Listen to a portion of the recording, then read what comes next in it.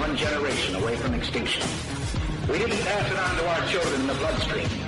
The only way they can inherit the freedom we have known is if we fight for it, protect it, defend it, and then hand it to them with the well-taught lessons of how they in their lifetime must do the same.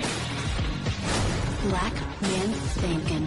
Anytime you throw your weight behind a political party that controls 2/3 of the government, and that party can't keep the promise that it made to you during election time, and you're dumb enough to walk around continuing to identify yourself with that party, you're not only a chump, but you're a traitor to your race. Black Man Thinkin. If we lose freedom here, there's no place to escape to. This is the last stand on earth. And this idea that government is beholden to the people, that it has no other source of power except the sovereign people, is still the newest and the most unique idea in all the long history of man's relation to man. Whether we believe in our capacity for self-government or whether we abandon the American Revolution and confess that a little intellectual elite in a far distant capital can plan our lives for us better than we can plan them ourselves. Black Men Thinkin. In this present crisis, government is not the solution to our problem. Government is the problem. Black Men Thinkin. Stanley Levy, Black Man Thinkin, here on the dominant force in internet conservatism, TalkAmericaRadio.us. Also WDDQ, Talk 92.1 FM in Valdosta, Georgia. WJHC, Talk 107.5 North Florida Talk Radio. Freedom in AmericaRadio.com. And WLBB News Talk AM 1330 and FM 106.3 in Carrollton, Georgia. Happy to be with you. Let's talk about the NRA as the ultimate straw man. You might remember we had the CNN town hall for the victims of the Parkland, Florida shooting, the high school shooting, where 17 people were killed right around Valentine's Day. Now, it was brought out in other forums that how come we only have these town halls for certain types of shootings?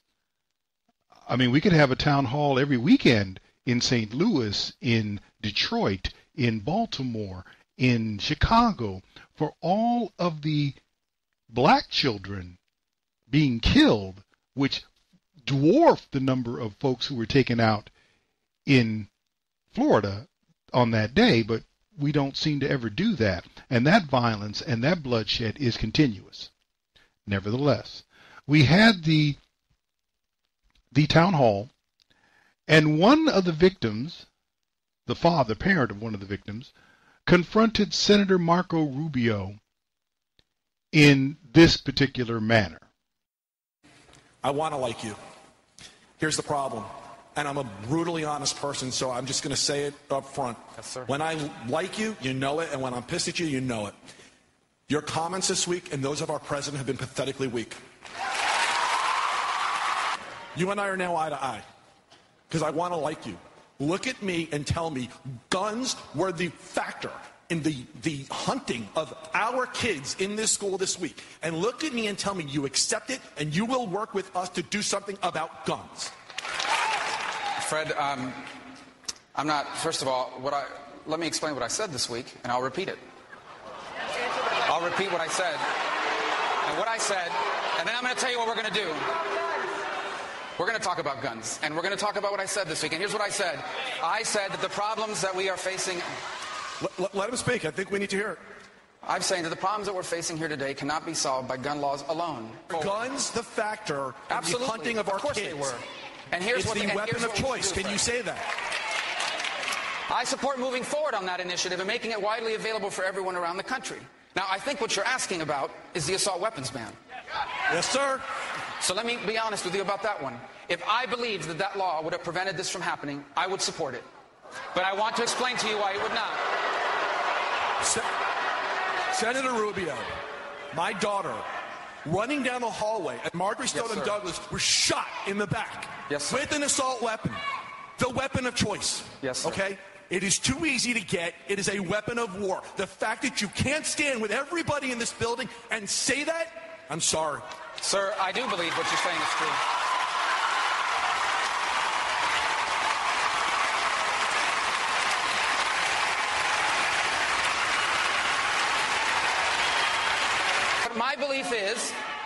belief remains that rather than continue to try to chase every loophole that's created, it's why it failed in '94, it's why they're getting around it now in California, it's why how they get around it in New York, is we instead should make sure that dangerous criminals, people that are deranged, cannot buy any gun of any kind. That's what I believe a better answer will be. Okay. Your answer speaks for itself. Thank you, Mr. Guttenberg. Now, that was, to me, a setup. As I see things play out, not only on that night but later, that was basically taking the politicians to task and setting them up about positions that people don't agree on. We don't think that you don't like this. When we say people, we're talking about the left, because if you honestly think that that was an objective or a balanced audience in that room, then you don't know CNN and you don't really know what you're talking about. It was not. The majority of people in America are not happy with what happened in Florida and not interested in taking guns away from law-abiding citizens. Do they like the idea of people who are not altogether there having guns? No, don't know of anybody who is. But the idea that we need to change laws when there are no laws were not followed. Please explain to me what new laws you're going to pass that's going to change people from their behavior of not breaking the law to begin with. But that's a different story. But I said it was a setup on that night because of what followed from a high school junior talking to a sitting senator in the United States. This isn't about red and blue. We can't boo people because they're Democrats and boo people because they're Republicans. Anyone who's willing to show change, no matter where they're from, anybody who's willing to start to make a difference is somebody we need on our side here.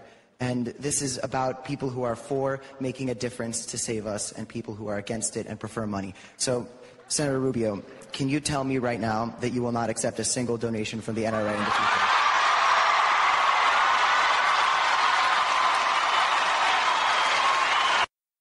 And there you have it. Let's go after Rubio on certain policies and see if he's going to beat him up on talking points.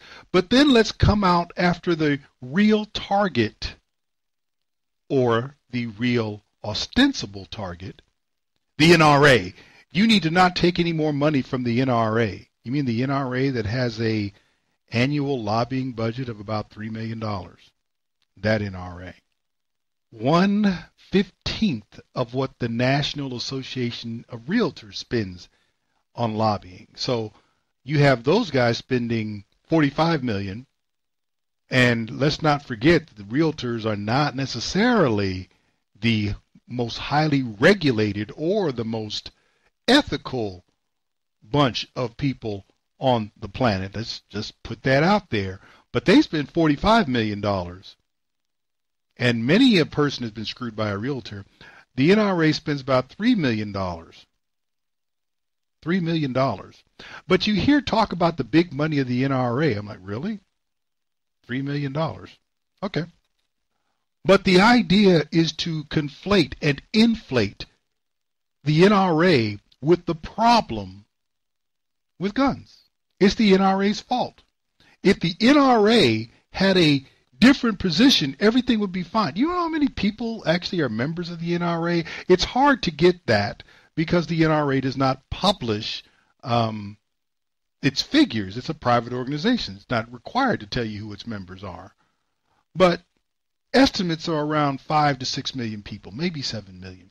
There are more than 315 million people in the United States. So that means about 1 out of every 63 to 1 out of every 45 people in America are members of the NRA. Does that sound like a really influential group to you? And the group that they're a member of spends $3 million on lobbying. Are they the problem? But we have painted them as the problem. We've made them the problem. It's even gotten so far as into the White House when you hear the president make this statement to Senator Pat Toomey of Pennsylvania.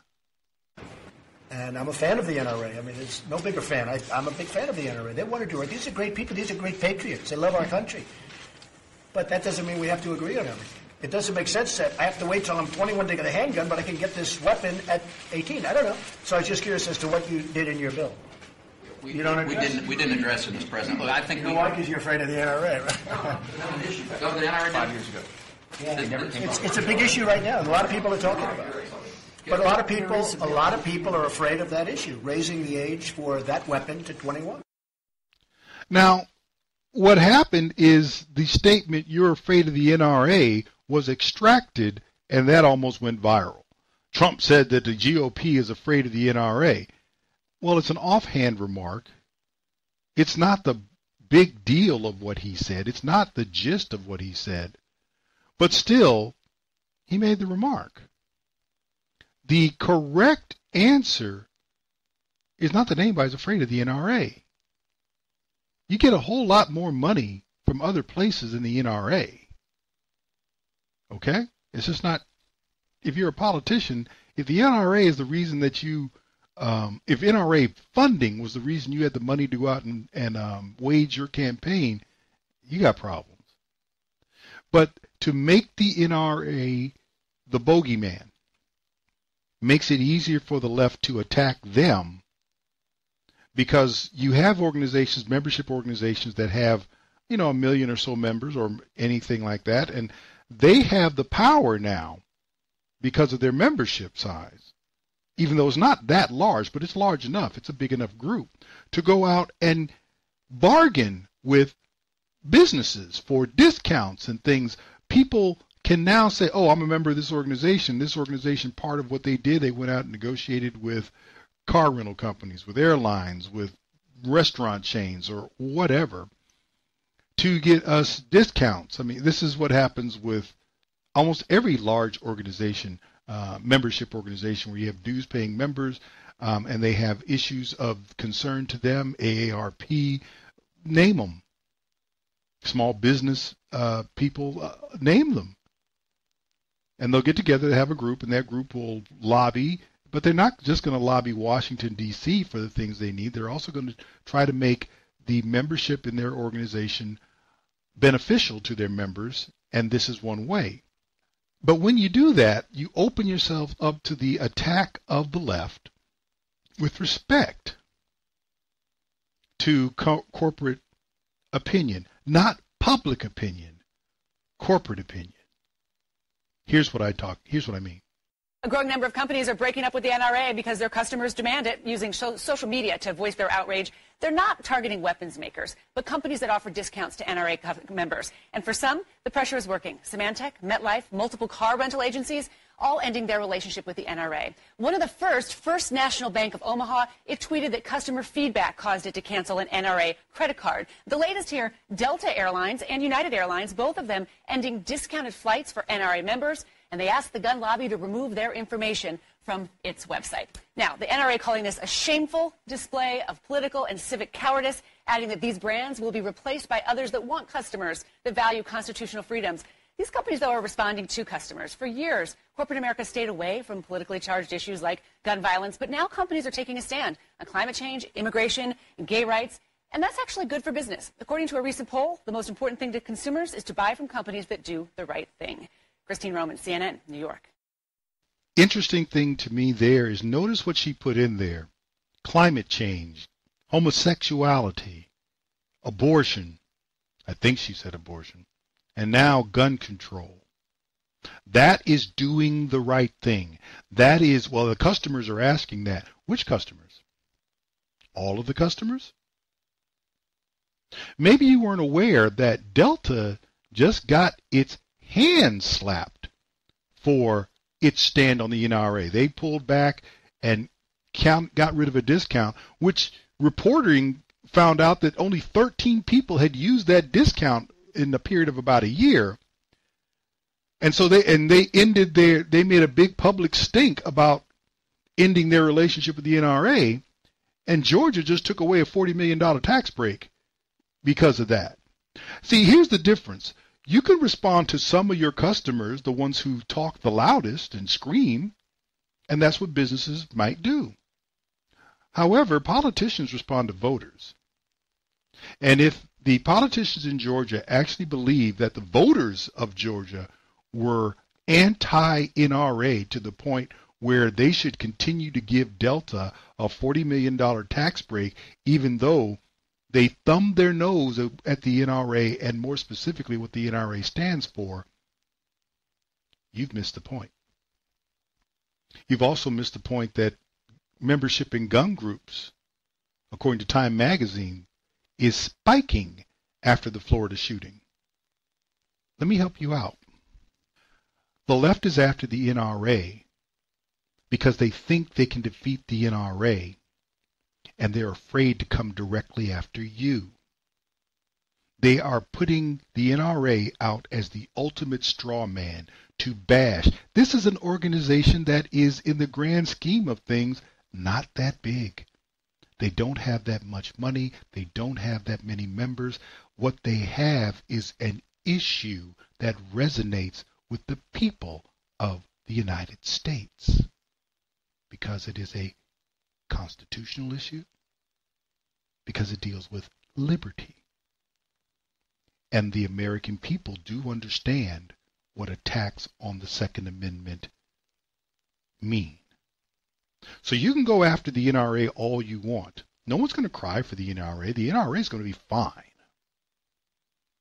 But what's starting to happen is people are really seeing through what's going on every time you come after the Second Amendment. Why is the cost of ammunition skyrocketing? It's a supply and demand thing, which means more people want ammunition. Why? So they can go shoot up schools? I don't think so. Because they recognize that there is a movement in American politics to strip people of their gun-owning right. The NRA is not the target of the left's obsession and negative shaming of the NRA. They're actually after you. The problem is the politicians actually have to pay attention to voters, and the voters aren't really buying what CNN, the rest of media, and the left are peddling. But they're going to keep trying. And they'll continue to keep trying because they don't need to make as much progress as you think. They just need to make one step after another, and they'll continue to come after you until they do. But remember, in the same way, it's never been about Trump. It's never been about the NRA. For the left, they will find a straw man to attack so that they do not directly come after the American people. Because if they are detected as coming at the American people directly, they know that will be a bloodbath. They know they cannot win. Stanley, Levy, Black Man Thinking. We'll be back right after this.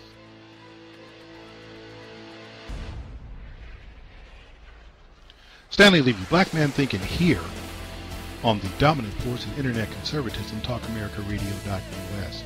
Also WDDQ, Talk 92.1 FM in Valdosta, Georgia. WJHC, Talk 107.5 in North Florida. FreedomInAmericaRadio.com. And WLBB News Talk AM 1330 and 106.3 FM in Carrollton, Georgia. To follow up on the NRA being the straw man, let's bear in mind what this is really about.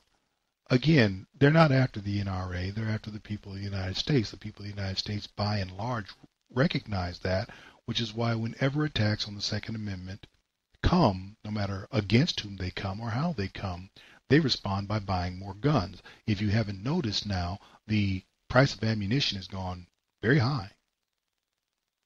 Supply and demand. But what is this really about? You know, in 1787, the Constitution was drafted, and at the close of it, the preamble said why it had been ordained and established, and that reason was, at the close, to secure the blessings of liberty to ourselves and our posterity. The blessings of liberty include a discussion of rights. Freedom does not include a discussion of rights. Freedom is very specific. You have freedom from slavery, freedom from tyranny, freedom from your parents after you get a certain age, or unless you get emancipated, you have certain freedoms. Liberty is a different animal. Freedoms I have to grant. Liberties are the type of things that I may have to limit, because what liberty is, I do what I want. And your opinion about what I want to do is immaterial. For that reason, the Declaration put in there, among these self-evident truths, to secure rights. And as far as the Declaration was concerned, those rights are given by God, which makes it a matter of conscience, which means you don't have anything to do with another man's conscience. That's between him and his God. But to secure these rights, governments are instituted among men deriving their just power from the consent of the governed. Why does that matter? Because the only way to put checks on God-given rights and liberties is to basically say where there is going to be an overlap, where there is going to be a disagreement, we need law to come in and spell out what is and what is not appropriate so that everyone's rights with regard to liberty are respected. Now, the Constitution was drafted in 1787. It was ratified in 1789. In 1791, 10 amendments were added. We called them the Bill of Rights. Interesting thing about the Bill of Rights is that they do not give or grant rights. They basically acknowledge that certain rights already exist. For example, Amendment 1, Congress shall make no law respecting an establishment of religion or prohibiting the free exercise thereof, or abridging the freedom of speech or of the press, or the right of the people peaceably to assemble and to petition the government for a redress of grievances. There's no granting of a right here as an acknowledgement of a right, and that's the people to peaceably assemble and to petition the government. But the rest of this is simply a prohibition on the government. You can't do this. The Second Amendment, a well-regulated militia being necessary to the security of a free state, the right of the people to keep and bear arms shall not be infringed. It doesn't say that I'm giving you the right to keep and bear arms. I'm acknowledging that it's already there and that the government does not have the authority to infringe upon it. You can go through the Bill of Rights, you can go through the whole Constitution, and you'll be hard-pressed to see where the Constitution grants anything. It acknowledges that these rights exist and that the government is there to secure rights that already exist. And that includes the right to be secure in persons and houses and property and effects against unreasonable search and seizure. The Fourth Amendment, by the way, guys, Fourth Amendment is gone. You gave that away with smartphones and Google and Amazon and everybody else. Everybody's in your business. You have no privacy. You have no security at all. You just don't recognize it. But that with the Fifth Amendment, don't have to testify against yourself. There's a lot of other stuff in there. All these things, all these rights, for the most part, if you go back and read, almost all of them, the Constitution doesn't grant them. It simply acknowledges what they are and puts limits upon the federal government to do anything to infringe upon them. But when you go through all this stuff, all of this stuff, there's only two amendments that matter. And that is the first and the second. You could make an argument for the fourth if you wanted to. But I would say the first and the second. The first is the one that says You get to serve whatever God you want according to whatever dictates of your conscience. No one can pass a law or otherwise compel you to do otherwise. You can also speak whatever is in your mind, and no one can legislate against your speech. That doesn't mean they have to accept it, doesn't mean they have to like it, doesn't mean there can't be other consequences, but there cannot be legislation that prohibits you from speaking. The Second Amendment, in some ways, is even more important than the first, because the Second Amendment gives you the right to protect your rights under the First Amendment without waiting for the government to act. It is the difference between a republic and a democracy. For those of you who think you have rights under democracy, you do not. There is no liberty under a democracy. As is attributed to Ben Franklin, democracy is a wolf and two wolves and a lamb voting on what to have for lunch, where liberty is a well-armed lamb protesting the vote. You will not tell me that I need to sacrifice anything to satisfy the majority. The majority doesn't live my life. I do.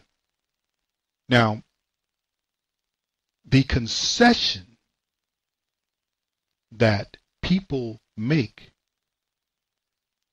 to have their liberties infringed, at least in their own mind, feeling that their liberties are being infringed, is due process of law. We need to have people come together, look at things reasonably, and make a decision as to whether or not your rights are really being infringed. Or are you insisting on your liberties at the expense of someone else's liberty? And where that is occurring, we have to curtail one or the other. But here is my problem when we start talking about the Second Amendment. Particularly now we keep throwing mental illness in here as though that is the principal problem, and that if we can solve that, then everything else with gun violence would go away. Really? Have you been to St. Louis? Have you been to Detroit? Have you been to Birmingham, Alabama? Have you been to Baltimore? Have you been to Chicago? Do you really think getting everybody who's crazy and making sure they don't have a gun, is that your explanation? Are you now going to start calling everybody who has a gun crazy to try to deal with it? No.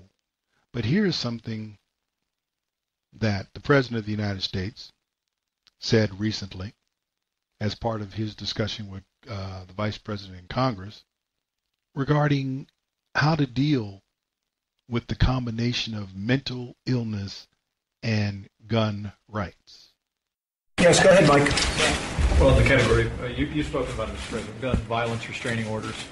They're called, California actually has a version of this. And I think in your meeting with governors earlier this week, individually and as a group, we spoke about states taking steps. But the focus is to literally give families and give local law enforcement additional tools if an individual is reported to be a potential danger to themselves or others. Allow due process so no one's rights are trampled, but the ability to go to court, obtain an order, and then collect not only the firearms, but any weapons in the possession of that individual. Or might take the firearms first and then go to court, because that's another system, because a lot of times by the time you go to court, it takes so long to go to court to get the due process procedures. I like taking the guns early, like in this crazy man's case that just took place in Florida. He had a lot of firearms. They saw everything. To go to court would have taken a long time. So you could do exactly what you're saying, but take the guns first, go through due process second. That is a problematic statement. This is one of the reasons why, though I did vote for Donald Trump, and I recognize his value as the chief executive of the American government, particularly when contrasted with the alternative, I keep telling people he's not a conservative. No conservative would ever say that. Because a conservative understands that if you are going to have liberty is messy. Liberty is not safe. Liberty allows for the possibility and the reality that people will be harmed, visited and harmed by evil, and it can cost them their lives. But to take that liberty away from all is a greater tragedy than allowing some to use their liberty to the detriment of a few. Let me make sure I state this in a way that people understand. What the President of the United States said was the best thing to do is to go take these people's guns. Now, remember, these people have committed no crime. Having a mental issue is not a crime. Now, he talked about the case of the man in Florida. That man had committed crimes, and nobody responded or dealt with him in any way with respect to the crimes he committed. That was the issue there.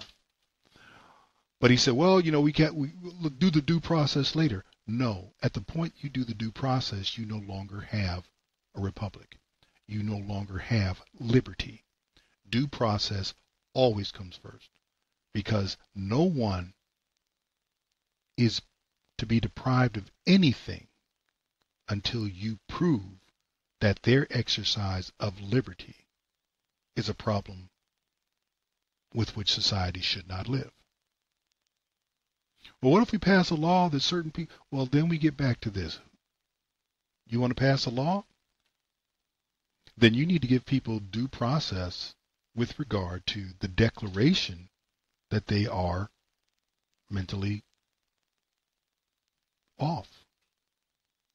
Calling somebody crazy without a finding by a court. And when I say a finding by a court, I'm not saying, let's go over there and talk to the judge and the judge agrees with. No. This is the trial because you want somebody to give up something to which God gave them the right. Then that needs to be done soberly. That needs to be done with full deliberation. They say, well, it takes too long. That's not that person's problem, that you're not on your job with respect to process. Well, people could die. People will die. 17 children died, but not because a crazy man didn't deserve due process or he delayed anything. They died because everything that he had done that was illegal was not acted upon. Where was the indictment? Where were the charges? Where was anything? We have the wrong perspective on this. You only have two amendments out of the Bill of Rights that matter. Your right to live according to your conscience and speak your mind, and two, your right to defend those first two prerogatives with deadly force if necessary. Without those two, you don't have any rights at all. If you don't have those two, you have nothing. And until mental illness, treatable or untreatable, can survive constitutional scrutiny as a violation of law, then there is no reason for those who are, at least in your mind, mentally deficient to be deprived of any right that other law-abiding citizens have. Does that mean I want crazy people to have guns? That's not my discussion. Law-abiding citizens have the right to keep and to bear arms if they so choose. It's not for you to decide otherwise unless and until they break the law. Donald Trump is wrong on this. And I know how people think about this, and I really don't care. The tree of liberty, from time to time, must be refreshed by the blood of patriots and tyrants. Liberty is not clean, it is not safe,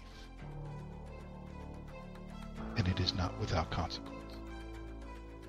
Stanley Levy, Black Man Thinkin', will be back right after this.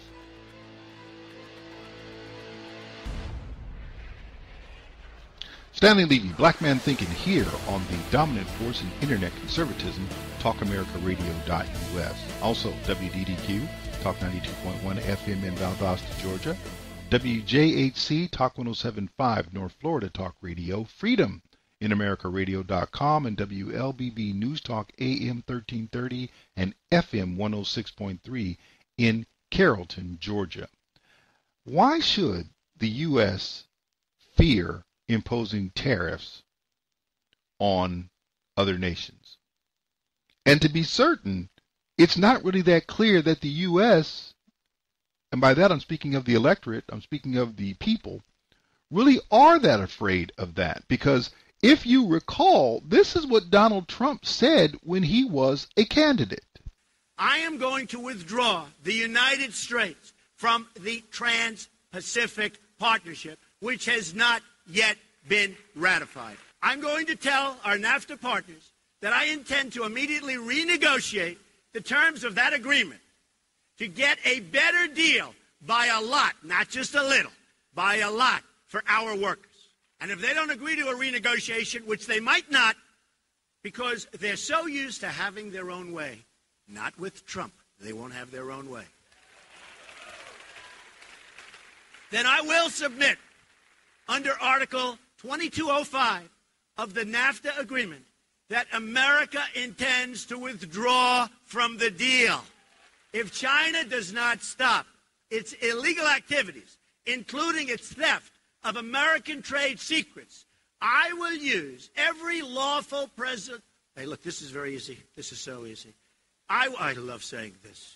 I will use every lawful presidential power to remedy trade disputes, including the application of tariffs consistent with Section 201 and 301 of the Trade Act of 1974 and Section 232 of the Trade Expansion Act of 1962. Pretty clear what is going to happen under a Trump administration if he were elected was trade deals are going to get looked at, and the United States is going to use the powers that it has to balance the books on trade, to level the playing field, if you will. Nevertheless, the tariffs were met by at least the media and people in the higher up category with concern. Donald Trump has announced heavy tariffs on steel and aluminum imports, raising the specter of retaliation from major trade partners like China, Canada, and Europe. It could also mean higher costs for U.S. firms that use the metals, such as the auto industry. Trump says the move will protect American jobs. Again, what's been allowed to go on for decades is disgraceful. It's disgraceful. And when it comes to a time when our country can't make aluminum and steel, and somebody said it before, and I will tell you, you almost don't have much of a country. Because without steel and aluminum, your country's not the same. The duties would be 25% on steel imports and 10% on aluminum. Wall Street and Asian markets dropped after Trump's comments, and the EU said it would react to defend its interests. Yes, we're going to war. Wait a minute, let me get this straight. This is 25% on steel and 10% on aluminum. Oh, okay. So what do I do about going back to 2010 when the Obama administration imposed tariffs on Chinese steel imports, some category of Chinese steel imports, to the point that it stopped those imports entirely? And I don't know what the amount of the duty was, but I do know in 2016, according to the BBC, the U.S. put a tariff on China's steel of 522%. How come? Were we getting the same type of screaming about 522% import duty on steel that we're getting on 25? What about in 2014, when the same Obama administration announced steel tariffs on 9 countries and amounts that went up to as much as 118%, and that was on South Korea, India, Vietnam, Turkey, Thailand, the Philippines, Saudi Arabia, Taiwan, and the Ukraine. where was the outrage? So I can go all the way up to cutting off imports entirely, as was done with a portion of Chinese steel. I can hit 9 countries with tariffs that go up to 118%, and I can hit China with 500% tariff plus, and I don't remember all this feedback. Trump announces 25 and 10, and you guys are going crazy? Really? Well, the Canada reaction was interesting. Donald Trump has long talked tough on trade, but today he threw a punch, announcing tariffs are coming next week. It'll be for a long period of time. It's a blow they'll feel in the Ontario city they still call Steel Town. We still have hundreds of companies that are in steel production, and they employ 10,000 people. And he says it's not just Canada that will be hurt. This will drive up prices in the U.S., too. I think that they are shooting themselves in the foot, but obviously driving a stake in the heart of Hamilton as well. In fact, the company that makes Budweiser is part of the chorus of Americans asking Trump not to do this. And it's not just Americans. This is a major issue. It's the beginning of a potential trade war, not only between Canada and the U.S., but the European continent and the U.S. But perhaps Canada can avoid the fight. When George W. Bush imposed a steel tariff in 2002, Canada got an exemption. The government was asked today, will there be an exemption this time? As you would expect, we are following the situation very carefully. The White House didn't clear it up either. The president made up in his mind which countries he might exempt, or at least is considering? Again, I'm not going to get into any details on this front. The Foreign Affairs Minister says Canada is prepared to respond, but didn't clarify how. Should restrictions be imposed on Canadian steel and aluminum products, Canada will take responsive measures to defend its trade interests and workers. This is all, of course, if Trump follows through with his plan. He's facing incredible pressure not to, and he is nothing if not unpredictable. Catherine Cullen, CBC News, Ottawa. Not predictable? He told you he was going to do this when he was a candidate. He's following through on what he said he would do, and you're calling him unpredictable. I find that fascinating. Let me bring something to your attention here. Because one thing that was said was there could be a possible response on automobiles if the European Union decides to respond to the steel tariff. Let's go back to the 25% on the steel tariff. Because somebody said it's going to cost U.S. auto manufacturers, U.S. consumers of autos more. They're going to pay more for their European vehicles. You do realize that the majority of European auto manufacturers manufacture their cars in the United States, the ones they sell here. BMW has plants here. Mercedes-Benz has plants here. Volkswagen has plants here. Others as well. Those aren't imported cars, so the tariff will not affect the price of their production at all. For those that are coming from abroad, the Commerce Secretary Wilbur Ross made an interesting statement in defense of the tariffs. He said, you know what? Most of these cars contain about a ton of steel. Ton of steel costs $700. 25% increase on that would be $175, which is less than half of 1% of the price of a $35,000 car. If you are spending $35,000 on a car, financing an extra $175, is that a big deal? Or might it convince you to buy an American car, which is just as good a result? So, really? Anyway, the other issue on cars is this. Right now, the EU imposes a 10% tariff on all U.S. automobiles coming into that region. In return, the United States imposes a 2.5% tariff. So there's already an imbalance. All Donald Trump would have to do is create a level playing field and say, you know, we're going to tax your cars coming to us the same as you tax our cars. Now, that's not the only imbalance. There are other imbalances going the other way. For example, there's a 350% tariff imposed by the U.S. on tobacco coming from Europe, and a 130% tariff on peanuts coming from Europe. So all this is a tangled web, but the idea that Donald Trump is saying is that Americans will come first. You got a problem with that? Don't know why. Well, what about the Europeans? Because they have a response as well, and it's predictable. Two can play at that game, the warning from the EU pledging retaliatory strikes if President Trump goes ahead with plans to impose import tariffs on steel and aluminium. The countermeasures envisaged by the European Commission President have iconic American companies in their sights. So now we will also impose import tariffs, he said in Hamburg. This is basically a stupid process, the fact that we have to do this, but we have to do it. We'll now impose tariffs on motorcycles, Harley-Davidson, on blue jeans, Levi's, on bourbon. We can also do stupid. We also have to be this stupid. Trump says 25% steel and 10% aluminium tariffs will safeguard American jobs, but Canada, the biggest steel supplier to the U.S., doesn't agree.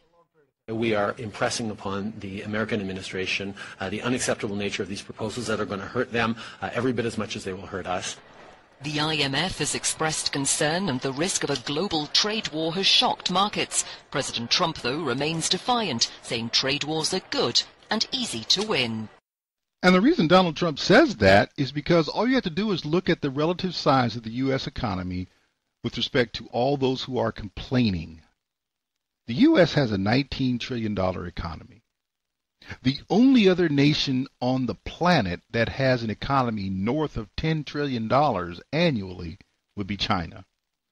After that, you do good to see anybody have an economy that is worth $6 trillion. So how are you with a $6 trillion economy going to get into a trade war with a $19 trillion economy and think you're going to win? You're not. And that's why it's easy for the United States to get into a trade war and win and get a better deal, because they're the big boy on the street. Yes, it's economic bullying. And guess what? There's no reason for you to be the biggest economy on the planet and have the worst deal for your workers. That doesn't make sense. You're not even using your economic power very well. Now, there are people who are not Canadian and not European who actually understand what the president is doing and actually think it's not a bad idea. Here's one of them.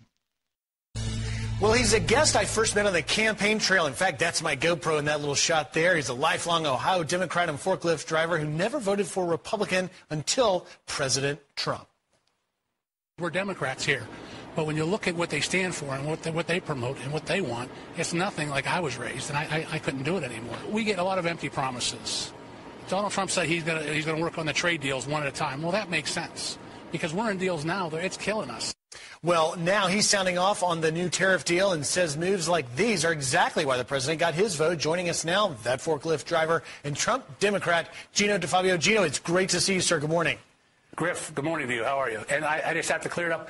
I switched parties in the primaries to vote for President Trump. Right, exactly. So I'm now a Republican. I was a Democrat for 53 years, whatever. 54 years you changed because of some of the things President Trump was saying, and now President Trump is taking all kinds of heat from both the left and the right for announcing possible tariff deals, 25% on steel, 10% on aluminum. What do you make of this? Well, I make of it, it's exactly what he said he was going to do. You know the story where our mills closed in 1977? Since then, everybody's been promising us, well, we'll do what we can. There's not much we can do. We can't fix it. We can't fix this. The world's beating at our door, And every time I go into a steel plant, they'd have a stand up for steel sign, they stand up for the steel jobs. And I watched these plants fall away and close and everything else. And these guys are saying, I just don't understand. We have the technology. We have the people. We invented the technology to make this stuff, and they're taking it all off of us. Gino, let me ask you, you're still talking to the guys that work in those steel mills, that are on the plant floors. What are they saying? What are you hearing about this whole situation? They're staunch. Many of them are staunch union guys, and they said that they love President Trump. And if he can make it a level playing field, they're ready to fight with anybody. And Griff, it's like getting in a ring where the government's the referee. And on one side you got the American worker, on the other corner you got the foreign worker. The bell rings and the government lets them bring four guys in with baseball bats. That's not a fair playing field. Now, being from Youngstown, we'd go grab the biggest guy and start with him. But let's make it fair. Let's make it equitable, and we'll beat them. Right. We'll beat them. Those jobs will come back. The jobs are already coming back. And a quick question, that is, some Republicans, like Governor of Wisconsin Scott Walker, saying this is a bad deal. Do you think he may be missing the viewpoints of some of the guys like you? He's missing the viewpoints. Many of them missed it on the tax cuts. Many of them missed it on him cutting regulations. Mm-hmm. It just seems whatever President Trump touches turns to gold, but it turns well. The guy knows what he's doing. I got a billionaire businessman working for me, and I don't pay him nothing. I want him to make some decisions. Griff, the guy is more, he's not a politician. But he's your president. You vote for him in 2020, I suppose. Oh, can't wait, buddy. Can't wait. I'm going to pound signs everywhere. All right. Listen, Gino DeFabio, thank you so much for being here this morning, and we'll talk to you soon. Thanks, my friend. All Take right. care now. A lifelong Democrat who changed parties in 2016 to vote for someone who finally espoused what he grew up believing were Democrat values. That's all you need to know. They understand what's going on. So for all the hand-wringers and progressives and globalists, both in this country and abroad, who are upset with the United States flexing its rather significant economic muscle to the advantage of the United States, my response is, you need to grow some before you take us on. You simply are not in our class. And now we have leadership, political leadership, that is less likely to be ashamed of our power and position and will rather use it to benefit the American people. I'm going to turn this over to my good friend Ron Edwards, and then after that, we'll be back with Hour 2 of Black Man Thinkin'. Sponsored by the Tri-County Liberty Coalition. America bids a fond farewell to one of God's greatest generals. Hello, I'm Ron Edwards. On today's page from the Edwards Notebook. When a little boy by the name of Billy was born on the family farm in North Carolina in the year of our Lord, 1918, no one but God Almighty knew of the massive impact that little Billy would eventually have throughout the world and what a blessing he would be to our republic. At the age of 16, he accepted Christ at a tent meeting, and as a result, America and the world learned of the love, mercy, and grace of God, whose Son, Jesus Christ, died for our sins, defeated death, and resurrected to offer we the people eternal life and a better way to live here in our great republic and throughout the world. Though I never met Billy Graham, it was easy to see and feel the love of Christ that radiated from him even when he wasn't speaking. As a little boy watching the legendary Summer Crusades on television in Columbus, Ohio with my Aunt Patty, who was herself a great woman of God, will forever remain among my most treasured memories. Thank you, Dr. Graham, for the seeds of salvation and God's love that you imparted to the teeming millions throughout America and our planet. It is because of you and the teachings of my dad and my Aunt Patty that I accepted Christ and will one day finally get to meet you. I'm Ron Edwards. Sponsored by the Tri-County Liberty Coalition. Ron Edwards, the new voice of America. I have a dream. One day, this nation will rise up, live out the true meaning of its creed. We hold these truths to be self-evident, that all men are created equal. Black Men Thinkin'. Freedom is never more than one generation away from extinction. We didn't pass it on to our children in the bloodstream. The only way they can inherit the freedom we have known is if we fight for it, protect it, defend it, and then hand it to them with the well-taught lessons of how they in their lifetime must do the same. Black Men Thinkin'. Anytime you throw your weight behind a political party that controls two-thirds of the government, and that party can't keep the promise that it made to you during election time, and you are dumb enough to walk around continuing to identify yourself with that party, you're not only a chump, but you're a traitor to your race. Black Men Thinkin'. If we lose freedom here, there's no place to escape to. This is the last stand on earth.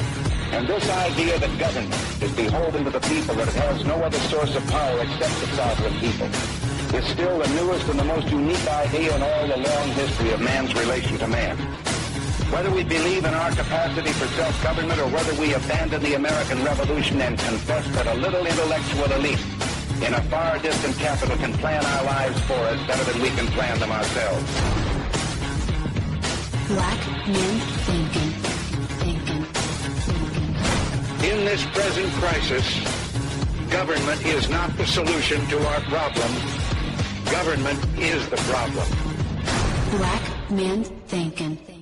Stanley Levy with Hour 2 of Black Man Thinking on the dominant force in Internet conservatism, TalkAmericaRadio.us. Also, WDDQ Talk 92.1 FM in Valdosta, Georgia. WJHC Talk 107.5 North Florida Talk Radio. FreedomInAmericaRadio.com. And WLBB News Talk AM 1330 and FM 106.3 in Carrollton, Georgia.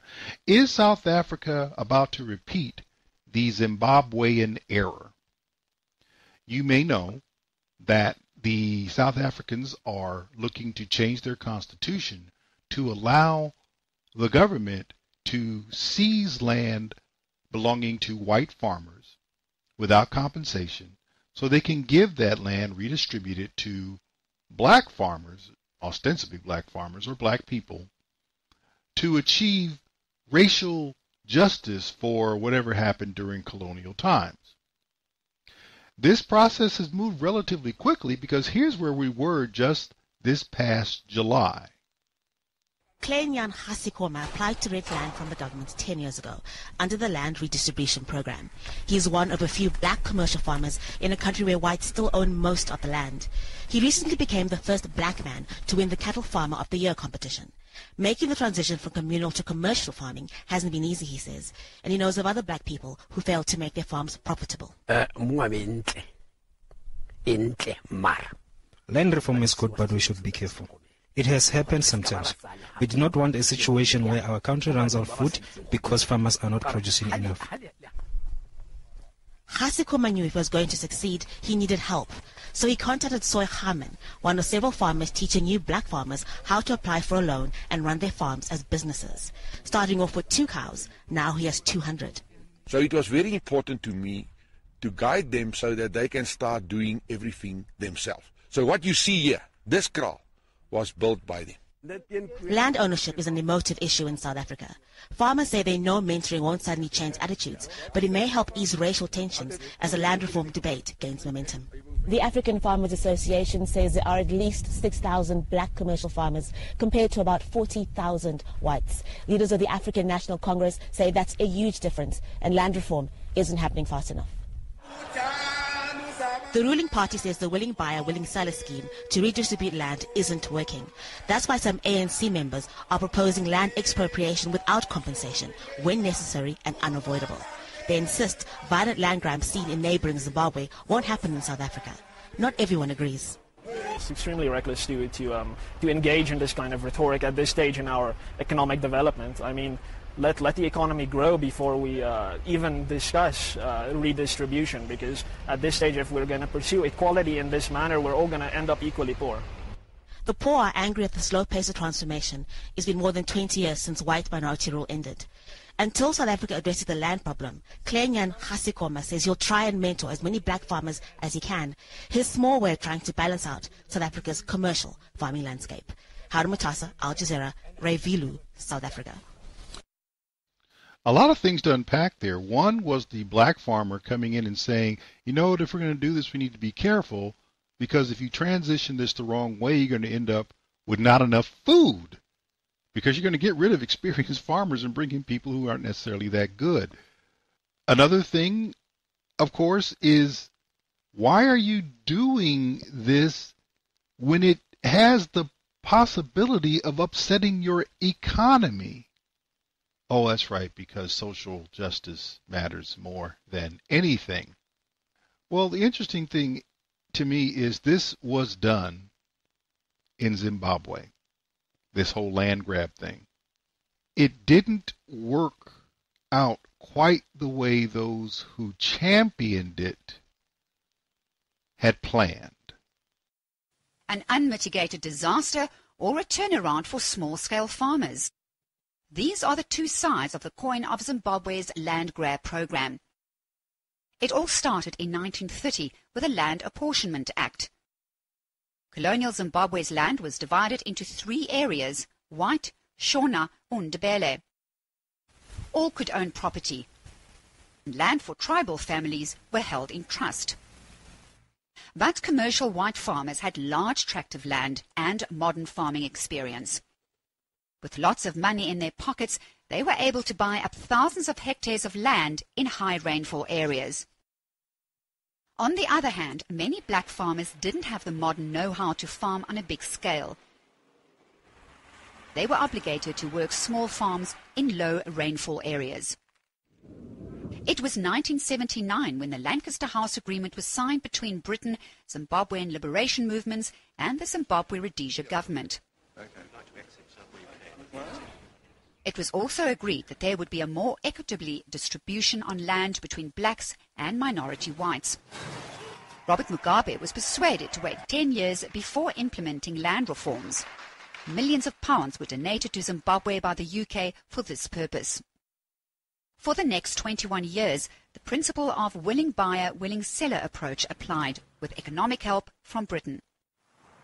But the Zimbabwean government did not get enough offers. And when Zimbabwe launched its fast-track resettlement program, Britain's Tony Blair reneged on the Lancaster House Agreement. White owners were forced off their productive land, often together with their farm workers. This happened often violently and without compensation. And then this is my life savings. I've worked hard and I'm old, as you can see. But what do I do now? In the ensuing chaos of land grabbing, small-scale farmers were once again able to make some progress. At least my life will be better than last time. There will be a big change, Yeah, I can go and buy a small vehicle, you see, a tractor, then it's a step in life, and I'll be moving. Critics say the land grabs led to the financial ruin of Zimbabwe. The economy, largely based on agriculture, shrunk dramatically, and many Zimbabweans were dependent on food handouts. There's been a turnaround since 2008, when Mugabe entered into a power-sharing government with the opposition. But while the situation is stabilized, Zimbabwe is still a long way away from the days when it was regarded as the breadbasket of Africa. Shanae Hale, Johannesburg.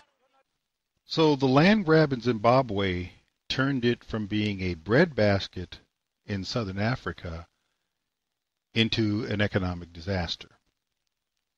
Now, you heard the different sides where you had whites being forced off their land. That's a terrible hardship for them, obviously. Imagine somebody walking into your home and telling you you have no time to prepare, you simply need to leave, and what you considered yours or had thought was yours is now being taken from you, and if you try to resist it, they may just kill you, because they're going to get your stuff, with or without you breathing. That part is optional. Then you also heard the poor black farmer who says, yeah, this is a step up for me, which is what the rallying cry is going to be. But the overall problem remains something else. These guys don't know what they're doing compared to the people you forced off the land. They can't grow the same amount of food. You don't think that is an issue? And of course, the problem with being a farmer, a good farmer, is they can force you off the land, but something is going to happen if you get land elsewhere. Doug Stanley loves the smell of freshly turned earth. The sight of his harvest makes it all worth the hard work. Farming is in his blood. Now he's working in Zambia, having been driven off his farm in Zimbabwe by supporters of President Robert Mugabe 14 years ago. I bought my farm after independence, and I got clearance from the government to say that they weren't interested in that land. And then, to be told to move along, it's quite a thing. You do all that development, and it was my home. 4,000 white farmers were forced off the land, damaging Zimbabwe's agriculture industry. Its main export crop, tobacco, has almost recovered, but the maize harvest, which has also been hit by years of drought, remains too low to feed the nation. People are dying of starvation. There's no food. You know, we now living in Zambia, and there's quite a few Zimbabwe farmers here in Zambia, and we're actually exporting food to Zimbabwe. Zambia isn't the only country benefiting from the Zimbabwean farmers' expertise. Many are in South Africa, Botswana and Mozambique too. Well, I know that some ministers on the farm, but we actually drove through Zimbabwe 5 years ago and drove onto the farm, and there was absolutely nothing happening on the farm. It wasn't only the white farmers who were affected. Their workers also suffered. Paul remembers living in fear of Mugabe's supporters. On the farm he fled just before it was seized. He's also still hurt by what happened. A country is not about white, black, colored, Indian. We are same. So like the government of Zimbabwe, what they did to say we are taking farms from white, they were totally wrong. There are Zimbabweans who disagree. Many say they have benefited from the government's reforms. But they were devastating for those forced off the land they'd invested time, money and so much more in. You know, we don't belong anywhere. We're like a lost tribe. They are making a positive contribution in other countries, but it isn't the same because it isn't home. Tanya Page, Al Jazeera, Zambia. This is what happens when you deal a tremendous setback to productive people. What blacks would want whites to do in that part of the world, and also here in America, blacks in America would love, there are a number of blacks who would love to mistreat whites and call it some type of historical justice. They would love to do that. And what they would want those whites to do after they've been given this justice is to curl up in a ball and die. Well, they actually did something like that in Zimbabwe, and those white farmers went into other black countries and became producers there. All the while, you ended up with a problem in Zimbabwe. So much of a problem that it finally contributed to getting rid of that butcher, Robert Mugabe. Took a while. Now that last clip was from November of 2017, and the one before that talking about the land grab and its effects was from 2013. But in December 2017, after Mugabe has been dealt with, it looks like not only are the white farmers coming back, but maybe the economy as well. And its people. The new President Emmerson Mnangagwa is honouring his commitment to revive the economy and the pursuit for peace and stability. This has seen the first group of white Zimbabwean farmers who were chased away from their land now returning to their farms. Jubilant scenes and a warm welcome back to Zimbabwe for white farmer Rob Smart. A different image from 6 months ago when armed police forced him and his family from their land at gunpoint. His former workers and their families were also kicked out, but are now chanting for what looks like a new page in Zimbabwe's history book. Thank you, Datenda, for all coming. This is new Zimbabwe for us. Their return marks the first sign that new President Emmerson Mnangagwa is keeping his vow to stop illegal land seizures and restore property rights. He'd heard of Smart's plight while still vice president and took up the case. Mnangagwa became president last month after a de facto coup ended 93-year-old Robert Mugabe's rule. Zimbabwe's economy had collapsed in the latter half of Mugabe's 37 years in power, particularly after the seizure of thousands of white-owned commercial farms. Land ownership is one of Zimbabwe's most sensitive political topics. Colonialists seized some of the best agricultural land in the country, leaving many blacks effectively landless even after independence in 1980. Mugabe authorized the violent invasion of many white-owned farms 20 years later, under the banner of post-colonial land reform. The new government's now ordered illegal occupiers to vacate lands immediately, which could be a ray of hope for some white farmers hoping to return to their land. So, because it was the right thing to do, the new president of Zimbabwe is working to bring back the farmers who were displaced. But there's also, maybe it's an ulterior motive, maybe it's not, but it really doesn't matter. If they come back, food production comes back. So here's what you get out of this.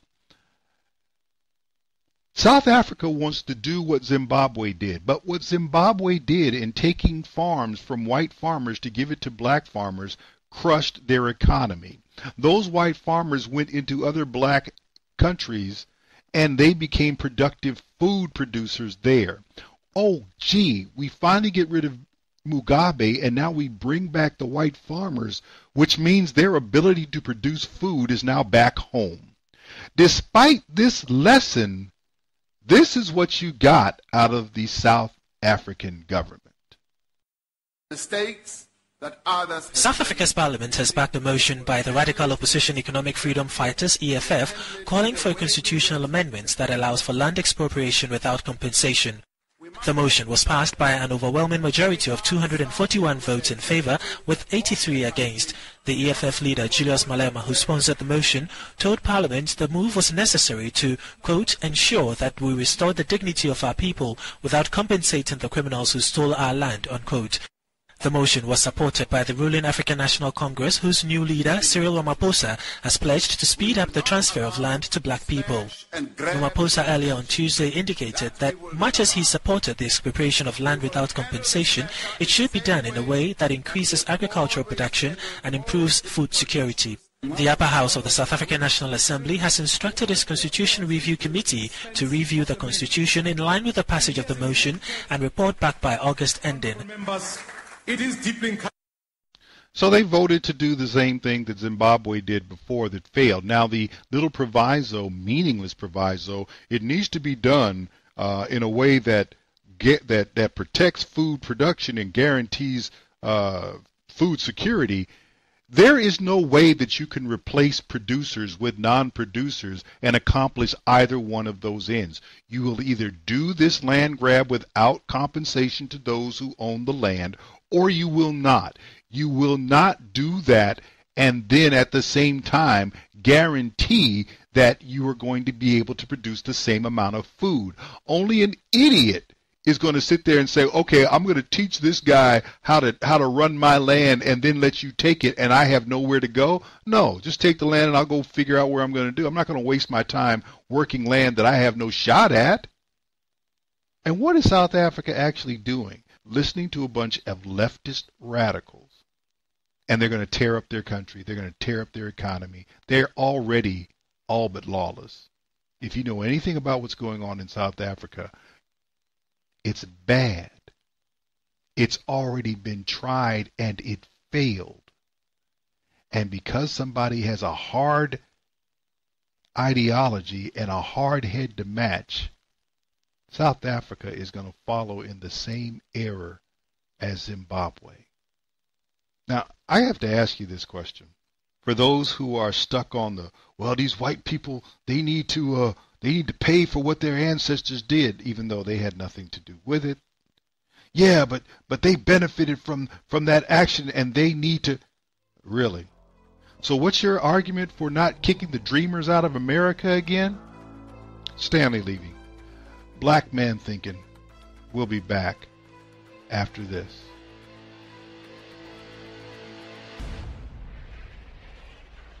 Stanley Levy, Black Man Thinking, here on the dominant force in internet conservatism, talkamericaRadio.us. Also WDDQ, Talk 92.1 FM in Valdosta, Georgia. WJHC 107.5 North Florida Talk Radio, FreedomInAmericaRadio.com, and WLBB News Talk, AM 1330 and FM 106.3. What the heck is wrong with Disney? It can get lost in the shuffle how far Disney has fallen from the company and movies and television entertainment of my childhood. I'm one of those people who was able to sit back and say one of the good things about a Sunday evening, after having really nothing on TV for kids all day long, was Walt Disney's Wonderful World of Color would come on, and it would be extra special for me if they were showing cartoons. The Disney cartoons were a little bit different from everyone else's, and they were a good change of pace and fun to watch. We are nowhere near that anymore, not by any stretch of the imagination. Disney is anti-family where it used to be pro-family. And I'm going to talk about homosexuality in a minute. That's the easy one. But it's more than that. Disney has been fostering insubordination within families for a long time, saying that parents don't know what's going on, and the kids are always to be respected and heard, and they know more than their parents, which is basically never true. Witchcraft. All manner of things that either undermine the family or undermine morality or undermine male authority. Disney has been doing that for decades. Everything they can to show you, more than anything else, that men do not run the right society. The society where everything is diverse and included and everything else doesn't have men running it, at least not heterosexual men. And of course the homosexual men are so inclusive that they defer and demur to females. Vampires, witches, all kinds of manner of things. We're not just talking about the movies. The movies, when I was growing up watching Disney movies, I didn't see anything that was amiss. No one went back and talked to me about things that were amiss. It's not until I had children, or were taking them to even the princess movies, that you started hearing all this nonsense. In almost every Disney princess movie in the last 15 years, there's a problem. And it's a homosexual problem. I will say this, and people will get upset. You don't have to have a problem with practitioners of homosexuality, and I personally do not. Just like I don't have a personal problem with most liars. As long as they're not lying to me, what difference does it make? But I do have a problem with lying. I don't want it promoted. I don't want it romanticized. I don't want it considered or put forward as the norm. I don't want, particularly for children, I do not want people endorsing into children the idea that lying is good, because it isn't. I don't want people endorsing into children that witchcraft and insubordination to parents and disrespect to parents is good, because it isn't. And I don't want anyone endorsing into children that homosexuality is beneficial, that it's normal, or that it's good, because none of those things are true. Nevertheless, moving away from the messages that were already in the movies, in 2014, Disney moved their open support for homosexuality onto their TV channel aimed at tween and teens on an episode of Good Luck Charlie. So the traditionally family-friendly Disney Corporation is taking a new non-traditional family approach for the first time in the company's history. This past weekend, the Disney Channel sitcom Good Luck Charlie introduced the network's first openly gay characters. Parents of the young Charlie have set up a play date with one of Charlie's friends named Taylor, and their Taylor is and just happens to have 2 moms. So Disney reps released a statement saying, like all Disney Channel programming, it was developed to be relevant to kids and families around the world and to reflect the themes of diversity and inclusiveness. This is, by the way, the final season of the show. It's interesting to hear the feedback. A lot of people are saying they introduced them as the kid having 2 moms, not, oh, this is my partner. Right. But, I mean, big they're steps. speaking to kids, too. And the Right. kids aren't going to understand partner. They'll understand 2 moms. Right. Well, and if a child asks their parents about it, that's wonderful because it opens up the conversation that we really should all be having with our kids about different lifestyles that people live. What do you think, as a counselor? You think this was a good move? I do, and they're not, they're not pushing it. They're just giving them the parents the opportunity to have the discussion. The kids are going to see it anyway. It's the culture that we live in. Right. It's just saying, hey, here it is. You can talk about it. I like it a lot. So, of course, that little discussion back from 2014 on a media talk show featured a bunch of women, 3 women and 1 guy. You notice you didn't really hear much from the guy. You never do. And the women are always supporting homosexuality.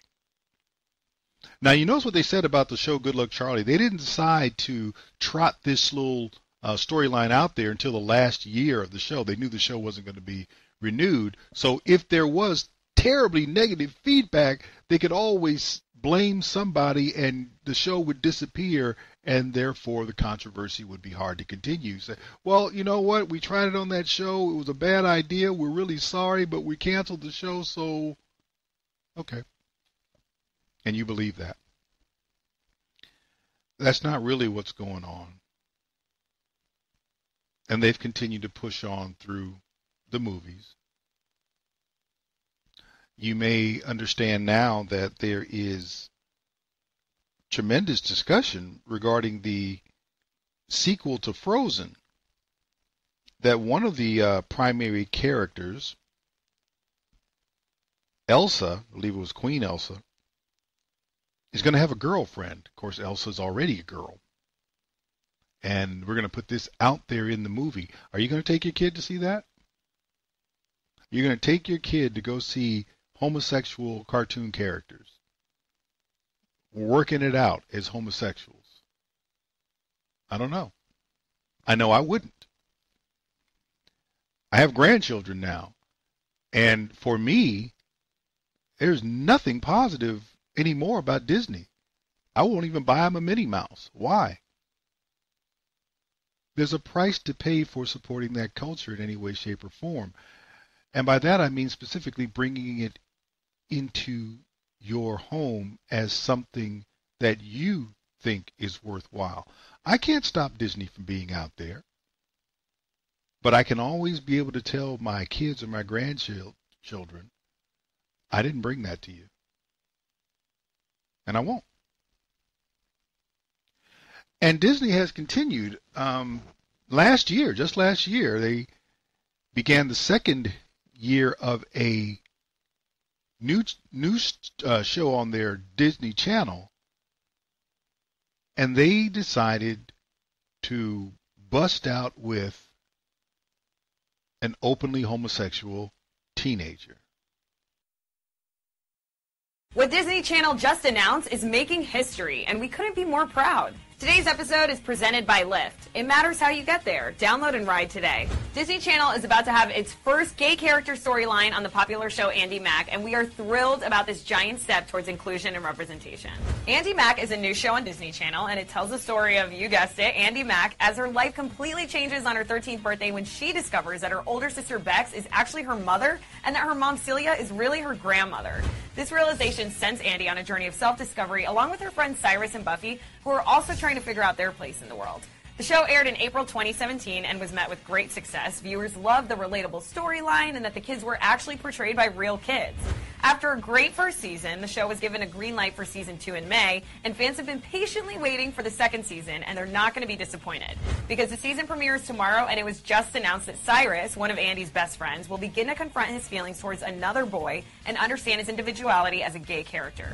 This marks Disney Channel's first ever gay character, and we're obviously applauding this giant step, even though it definitely could have happened sooner. In order to make Cyrus's storyline age appropriate and as realistic as possible, Disney Channel worked with child development experts and organizations including Common Sense Media, GLAAD, and PFLAG.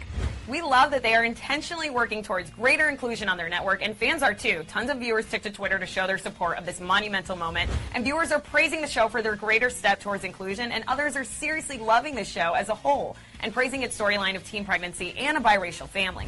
But the most popular reaction by far is by people who are just so excited to see a gay character on Disney Channel because they never thought they would. I don't know about you, but I know that I'll be tuning into Disney Channel tomorrow night to watch Andy Mack. Are you guys so excited about this incredible history-making character? Let us know in the comment section below. I'm Naz Perez, and thanks for tuning in. And, of course, you have another female commentator who is so proud that we are making big strides with the homosexual agenda. I don't know why that is a big deal. I don't know what there is to be proud of for this. Inclusion? We don't need inclusion. What we need, what we're lacking in this country, is actually support, unabashed support for nuclear families. Nuclear families have never done anything bad to people. There are bad people in nuclear families. I'm not trying to say there aren't.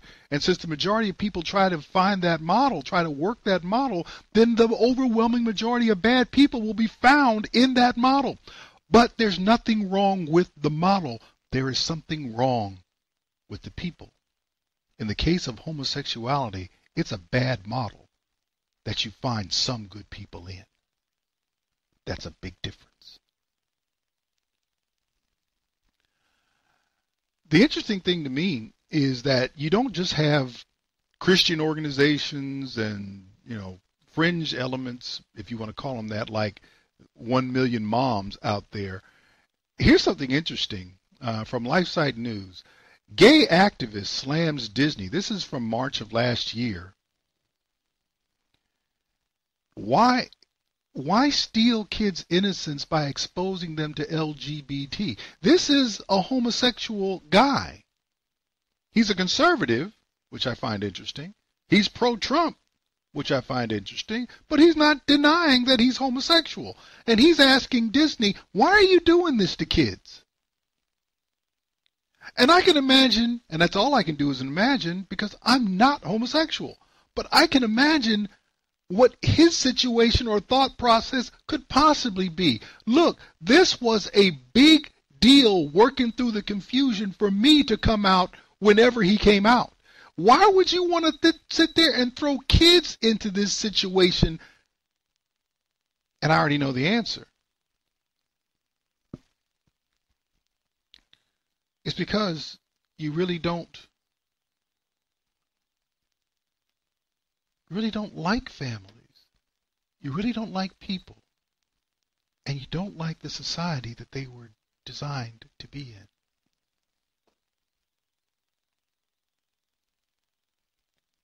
Disney's got a problem. And Disney owns a lot of stuff. They own ESPN, which has ceased to be anything other than a left-wing propaganda place. That's all it is. Sports is secondary.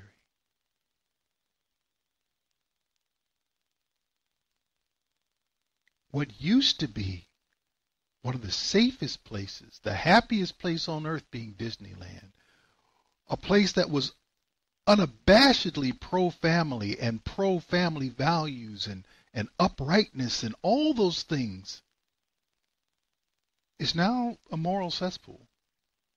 It is what it is. The time has come not to boycott Disney and all.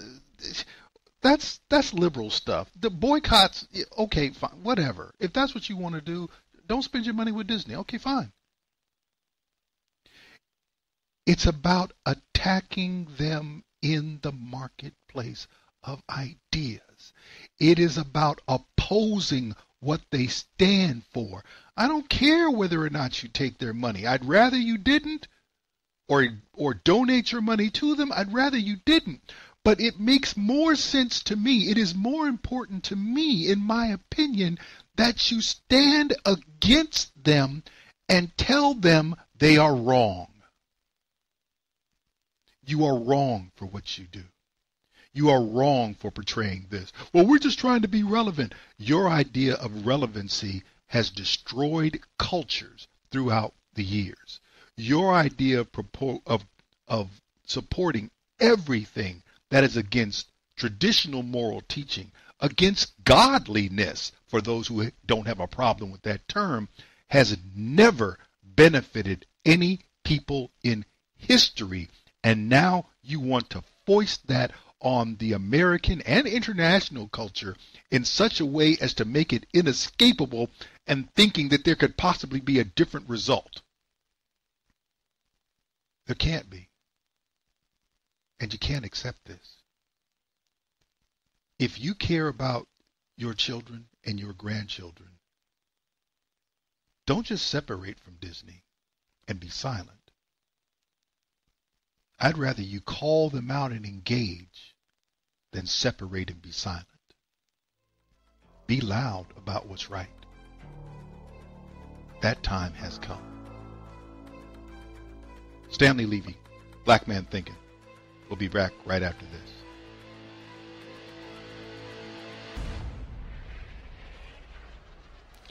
Stanley Levy, Black Man Thinkin', here on the dominant force in internet conservatism, TalkAmericaRadio.us. Also WDDQ, Talk 92.1 FM in Valdosta, Georgia, WJHC, Talk 107.5 North Florida Talk Radio, FreedomInAmericaRadio.com, and WLBB News Talk AM 1330 in Carrollton, Georgia, also on FM 106.3. Final segment of the show. Just finished talking about Disney and the need to actually oppose Disney in the marketplace of ideas for the things that they're doing that are simply against the family. And it's not just American families. Disney's an international company and has international influence. That said, there are some interesting things that it's hard to say that it's hard to say that they're not positive, that are going on that are associated with Disney. For example, finally breaking records and breaking ground. The movie speaking to so many. Here's Nightline anchor Byron Pitts. This is Wakanda, a fictional country nestled in eastern Africa. This is the first major big-budget film with a black director, predominantly black cast. It's 2018. This is still considered revolutionary. Yeah, it is. Setting a precedent that I think is going to be difficult to go back on, which is what's exciting. We sat down with the cast of the film. Chadwick Boseman, who plays T'Challa, the Black Panther, Lupita Nyong'o, and Denai Guerra. You want to have a good time making a movie, and if that movie can change something in the world, then, you want that too. What kind of movie is Black Panther? Is it a black movie? Is it a superhero movie?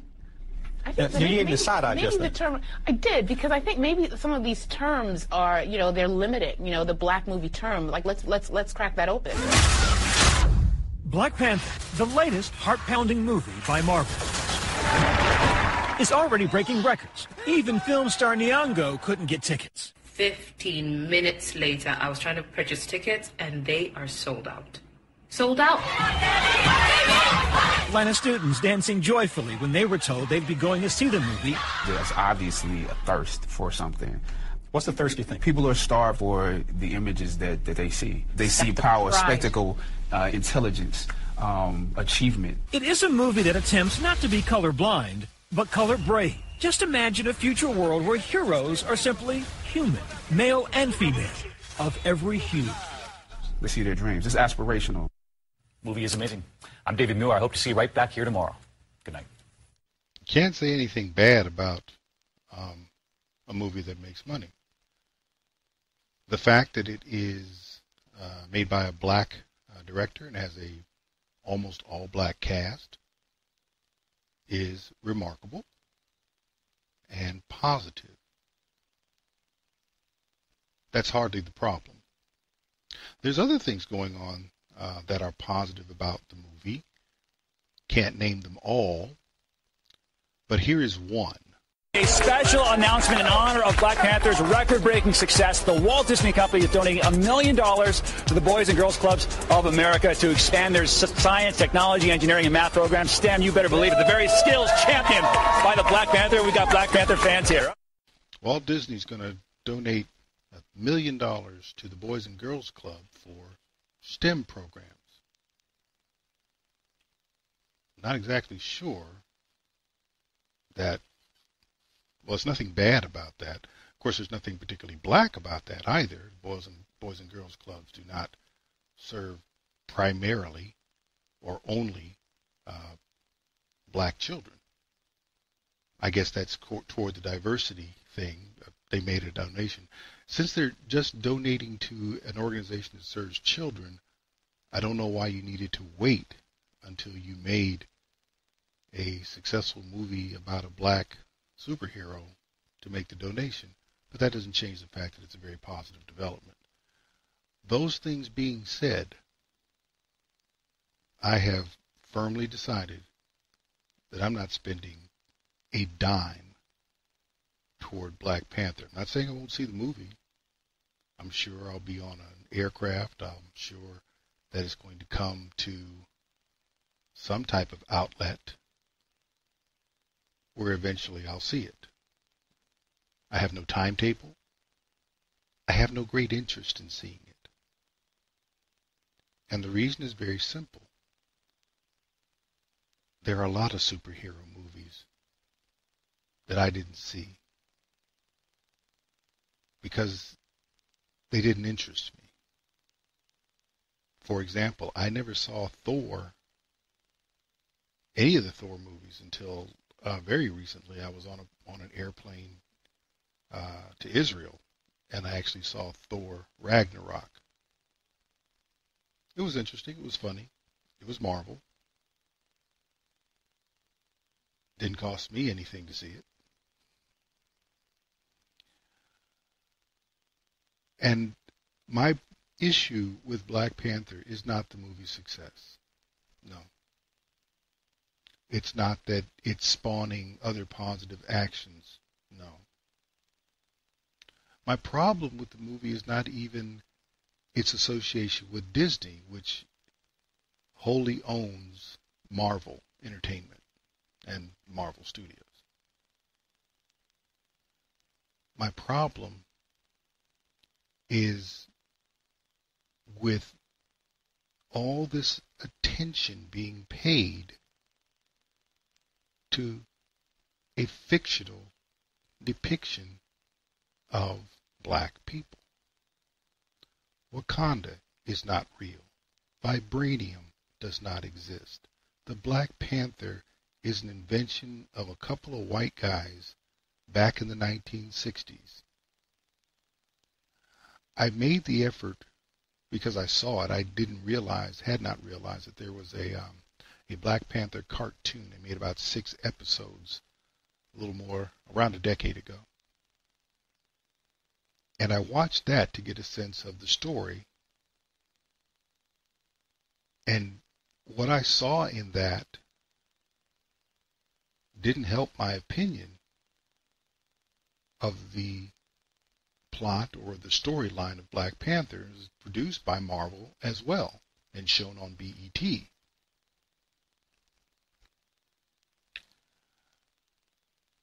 I don't particularly care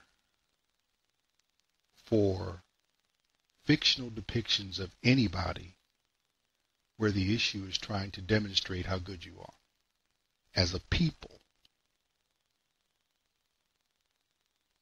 I don't understand why that would excite somebody, but I do understand why it resonates so with black people. And I'll just say it. When you don't think much of yourself, that's when someone can come out and make some fictional representation of you and have you go crazy about it. People dancing in classrooms because they're getting ready to go see a movie. Most anticipated movie. It's not telling anything about the black experience. It's not talking about anything about black overcoming or black exceptionalism. It wasn't even invented by black people. But this has folks going crazy. I've seen it 3 or 4 times, and every time I see it, I've heard all that about other movies, and I don't have any issue with that per se. But the issues that are very real in the black community are not going to be solved by a movie. And if the only thing that we were reacting to in the black community was, wow, this is a really fun movie to watch, but that's not it. It's breaking ground. No, it's making money. And it's a Marvel joint. And when's the last time that a Marvel movie did not make money? Well, this is so much better than the others.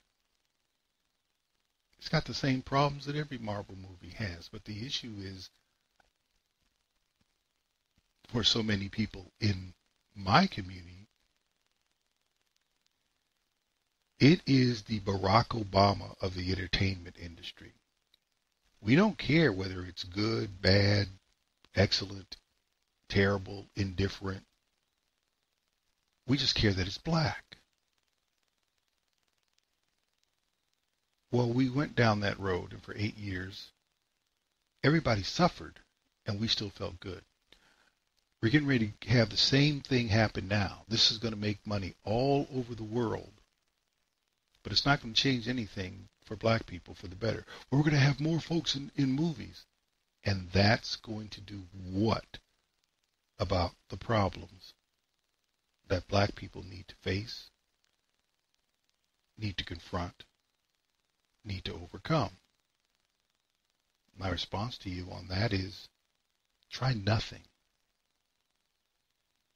Because we have black superhero movies, that's not going to bring us in line on unemployment with other ethnic groups. Black unemployment is at its lowest point in recorded history in this country. It's still significantly higher than that of whites. Black Panther's not going to change that. Neither will the sequels or spin-offs from Black Panther change that. Black children have the lowest education completion rate of anyone in this country. That doesn't mean they're not getting into college, but they don't finish. Worse than everybody else as a group. Having a black movie or a movie about a black fictional superhero is not going to change that. Having Walt Disney donate $1 million to Boys and Girls Clubs, not going to change that.